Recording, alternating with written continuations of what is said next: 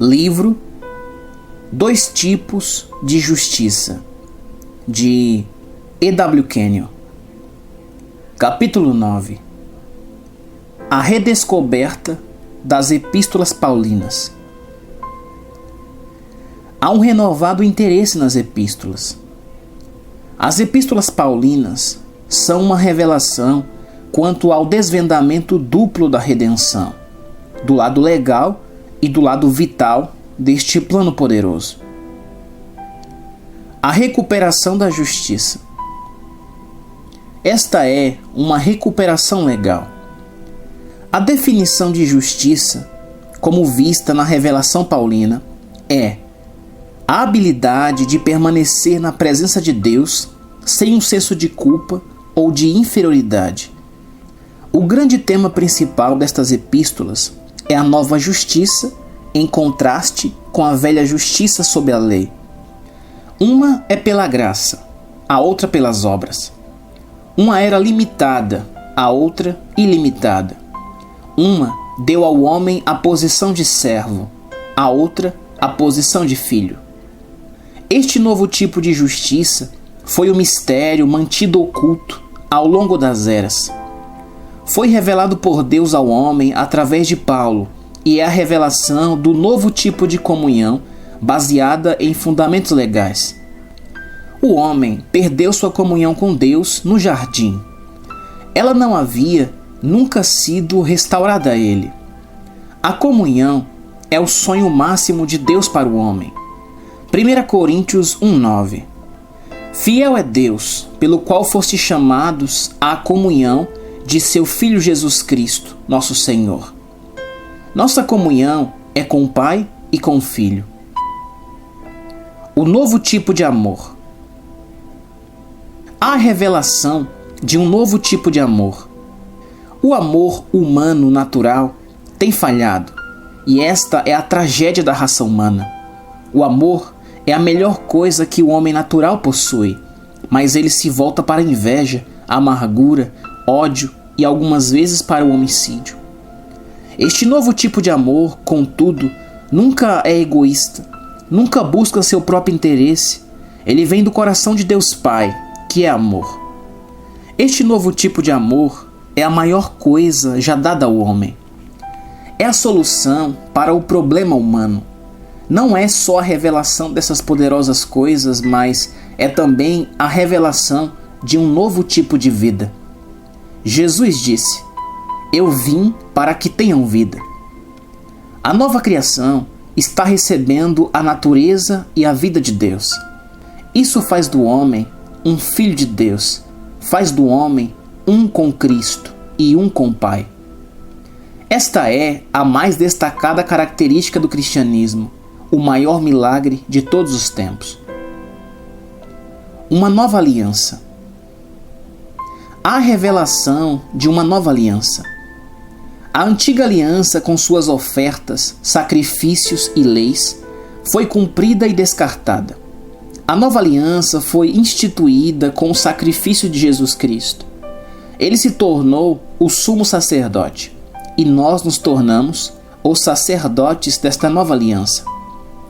Esta é a aliança que liga o crente a Cristo e Cristo ao crente, o próprio Jesus sendo o fiador ou a garantia dela. Este é o advento de uma nova sabedoria. Cristo foi feito para nós sabedoria, e é a sabedoria que vem de cima. Esta sabedoria que vem de cima é a capacidade de entender o conhecimento que vem pela revelação. A sabedoria é fruto do espírito humano. Este novo tipo de sabedoria é fruto do espírito recriado que habita no interior do homem. Ela é a revelação do senhorio de Jesus, bem como o senhorio do amor e o senhorio da palavra. Significam praticamente a mesma coisa. É a revelação de um novo tipo de fé, de uma caminhada de fé, de uma vida de fé. O cristianismo é chamado a fé.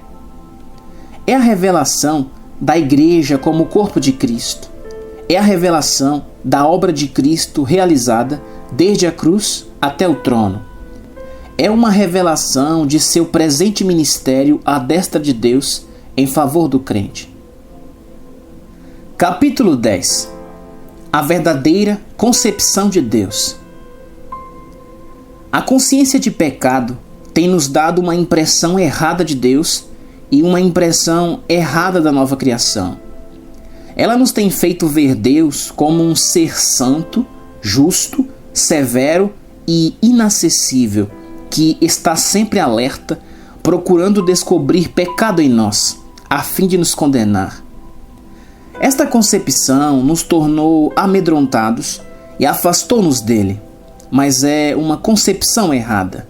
Ele é um Deus que é Pai. João 14:23 diz que ele fará morada conosco. Se alguém me ama, guardará minha palavra, e o meu Pai o amará, e viremos para ele e faremos nele morada. João 16:27. Porque o próprio Pai vos ama. João 17:23. Para que o mundo conheça que tu me enviaste e os amastes, como também amaste a mim. Isso consiste num completo repúdio da visão da moderna teologia de Deus Pai. Quando o conhecemos como um Pai amoroso, eterno, que anseia pela nossa comunhão e anseia viver conosco, o quadro todo é mudado. Ao ensino sobre o relacionamento com Deus, nunca foi dado o seu devido lugar. Nunca pensamos sobre nós mesmos como sendo filhos e filhas de Deus. A maioria dos hinos escritos sobre este assunto nos falam que somos adotados na família de Deus, mas sabemos que um filho adotivo não é um filho real e nunca poderia ser. Um filho de Deus não é somente recriado e nascido do Espírito de Deus, mas é também legalmente adotado. Romanos 8,15. Porque não recebestes o espírito de escravidão para viverdes outra vez atemorizados, mas recebestes o espírito de adoção, baseado no qual clamamos, Abba, Pai. Temos um relacionamento duplo, um relacionamento legal e um relacionamento vital com Deus Pai. O fato da nova criação nunca foi posto em evidência. A palavra declara que somos novas criações, que as coisas velhas ligadas à natureza caída passaram. As coisas antigas, da dúvida, do medo e da escravidão à doença e à necessidade, já passaram. Romanos 6, do 5 ao 11. Porque, se fomos unidos com Ele, na semelhança da sua morte, certamente o seremos também na semelhança, ou unidos com Ele, da sua ressurreição. Sabendo isto, que foi crucificado com Ele o nosso velho homem, para que o corpo do pecado seja destruído, e não sirvamos o pecado como escravo, porquanto quem morreu está justificado do pecado. Ora, se já morremos com Cristo, cremos que também com Ele viveremos, sabedores de que, havendo Cristo ressuscitado dentre os mortos, já não morre.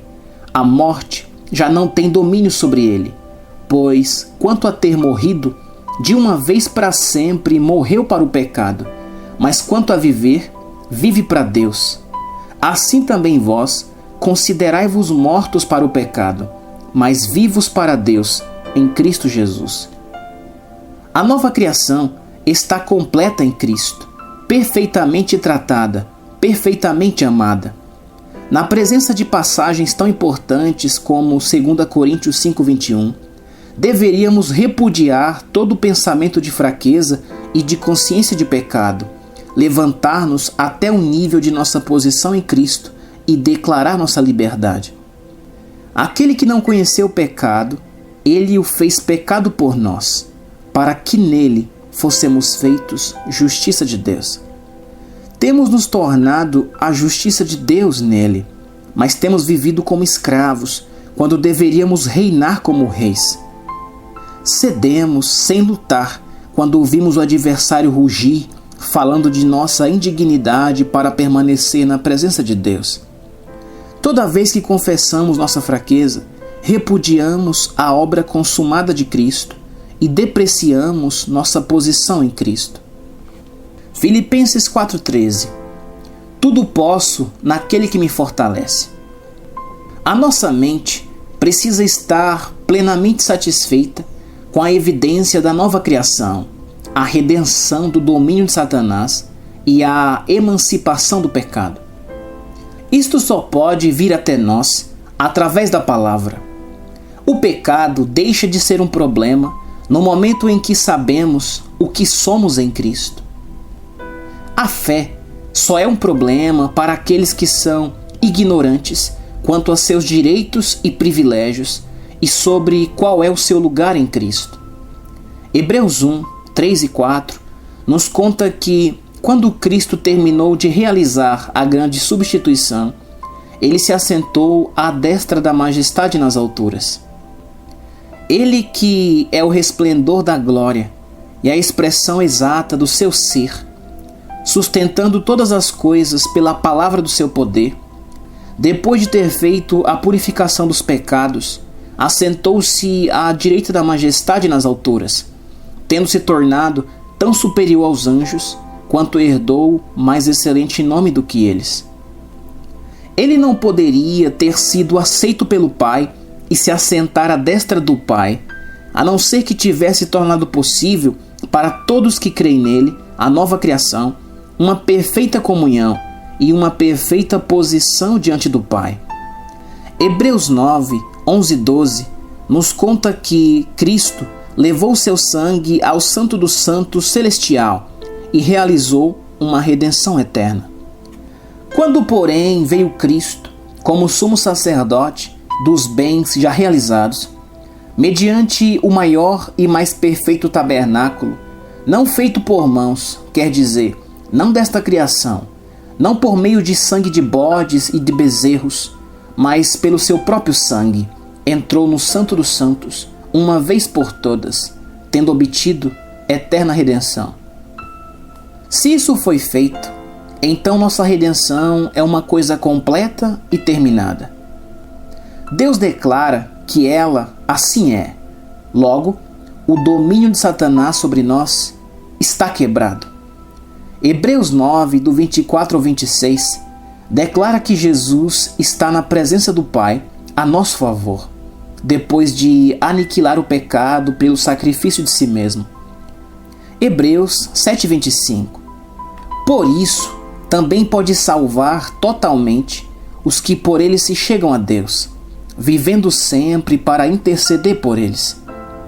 A palavra salvar também significa curar. Na mente de Deus não existe nenhuma pessoa incurável.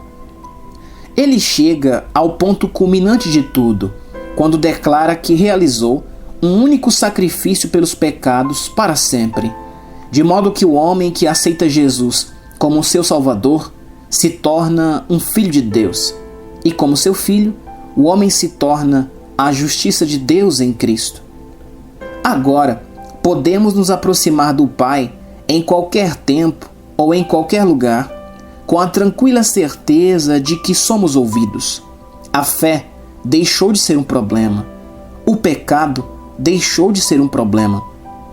A justiça deixou de ser um problema.